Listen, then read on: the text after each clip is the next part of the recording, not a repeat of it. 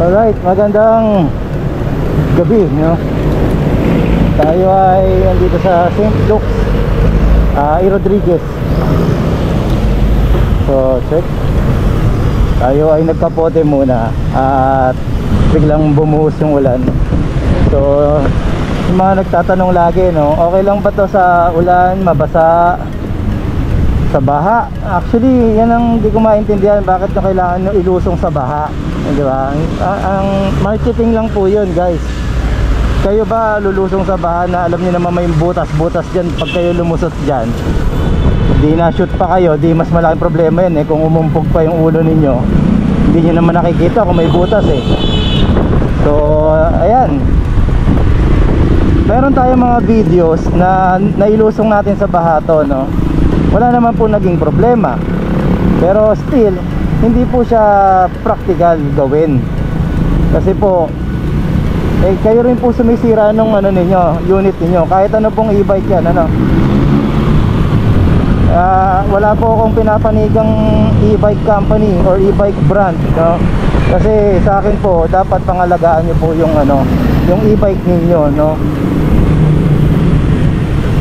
Kung mismong motor nga po na alam niyo naman pong sinusugod po, may nakakalusot, pero meron din pong tumitirik talaga, di ba?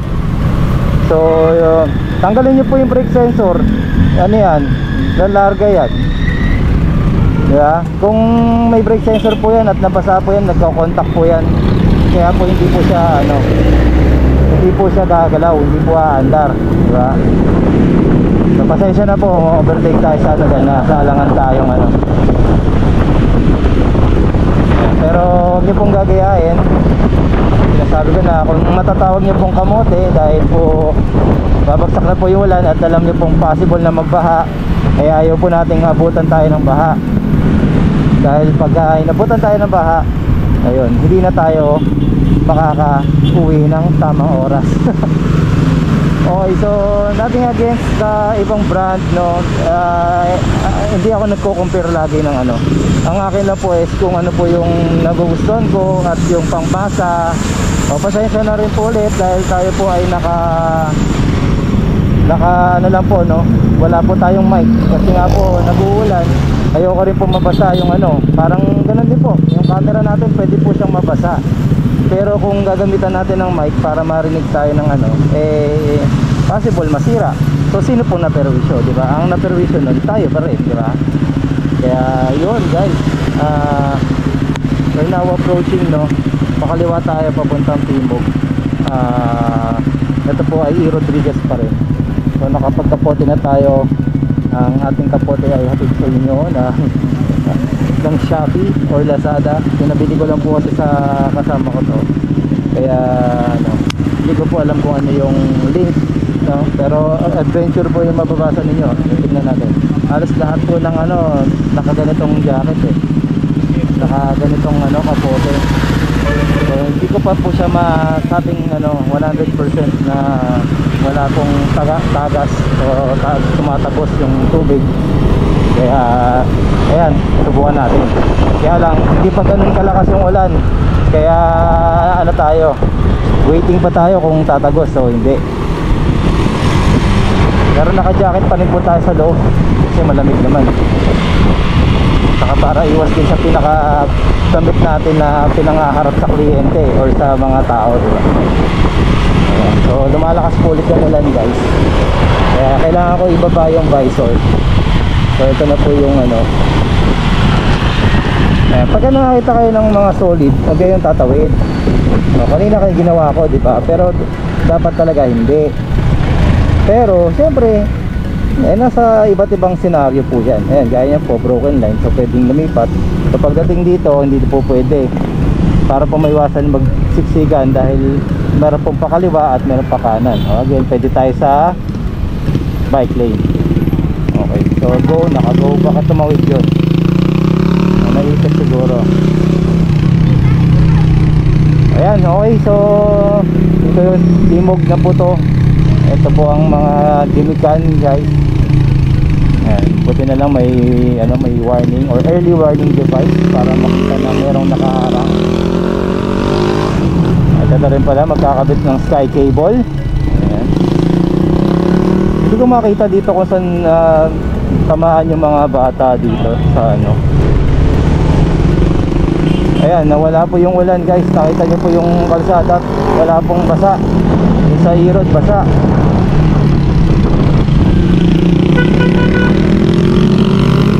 Merong humahabol sa likod natin.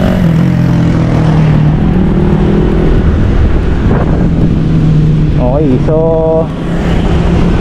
ayun lang, nagkapote lang tayo ng mabilisan.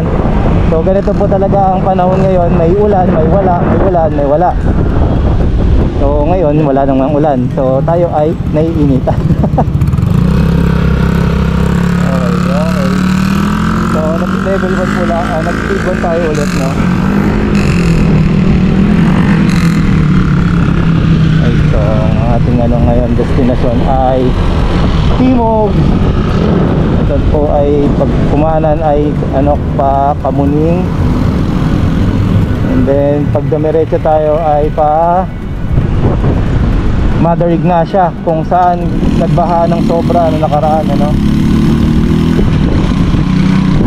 So hanggang dito na lang siguro at haba yung video natin dahil wala na rin kayo makita rito. Ito po yung ano, only pero touches my skin.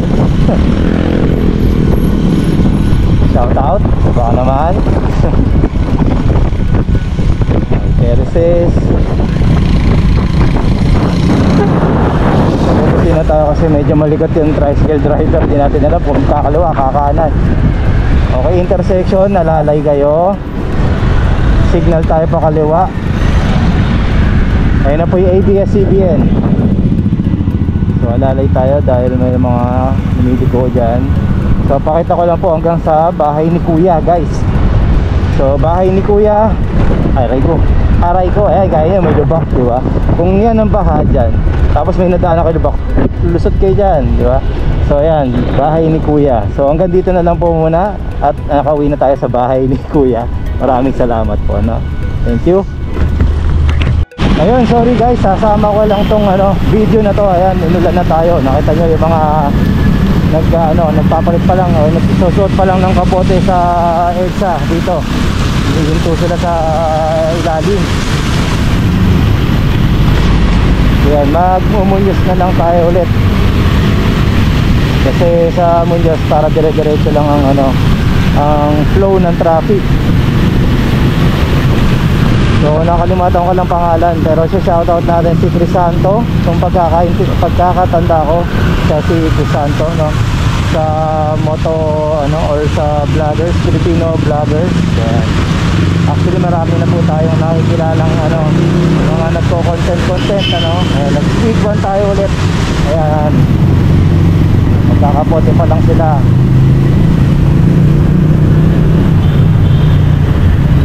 Ito ba basa ito, malakas na yung ulan eh. So yun lang guys, wag nyo rin pong ano, ugaliin na humihinto sa ano, pagbasa-basa. Kasi delikado po kayo pagka mamaya yung mga yan, mga tinted po na sasakyan, hindi po kayo nakikita kagad yan. Diba? So madilim. Ayan, may waterfalls, lamig. SM North. Ito na tayo guys, ang bilis lang, diba? Pero ito na ulit tayo sa traffic. Ayan. Okay, so dito na lang po ulit. Maraming salamat. Ayun o, nakasunod to. Ayun o, nakasunod. Okay, thank you.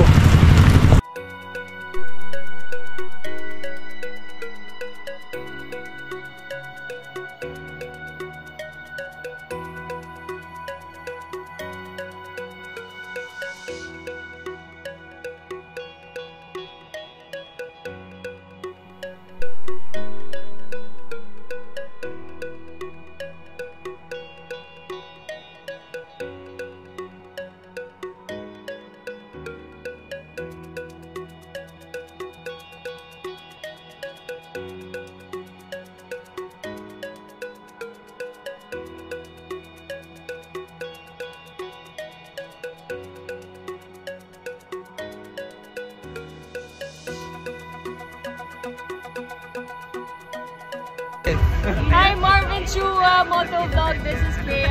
More rides to come. Sana magka-ride tayo soon. God bless you always. Mag-iingat ka parata sa mga ride mo. God bless! Thank you. Hi, Marvin Chua, Motovlog. See you soon. Thank you. Ayan o, meron na rin tayo dito sa Japan guys. So okay, once again Marvin Chua Motovlog po. Maraming salamat po. Salamat din po sa mga nag-subscribe. Subscribe, okay. Bulol pa no. Ayos naman.